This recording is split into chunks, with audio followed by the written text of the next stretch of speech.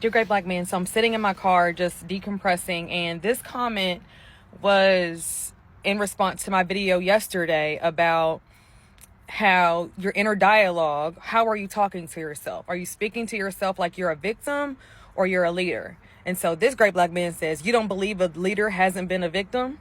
And so first I want to say, that's not what I said. I actually asked a question, I posed the question, so that's not what I said, but since I don't know if this is a question or a statement, but regardless, I'm going to tell you how I feel about it. I absolutely believe that every leader has at some point been a victim. Every leader has been a victim because we've all been a victim to something in our life.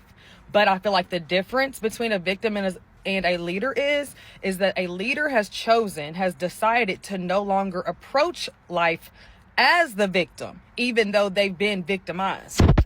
And I think that's the game changer. That's what we have to get to as people, is to realize that, yes, you have something in your story that to somebody, including yourself, would justify you showing up with the victim mentality. And you have to decide that that's not the place you want to come from.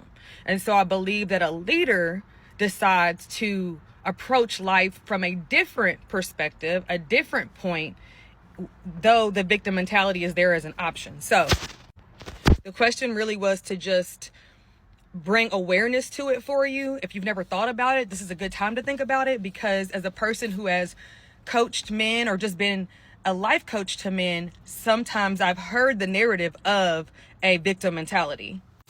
And that's actually what helped me see the humanity in men, because I, as a woman, have approached life from that same mentality myself because of the things that have happened in my life. So, dear Great Black Man, shout out to everyone who tapped in the comments. There was so much good dialogue, and that's exactly what this platform is for.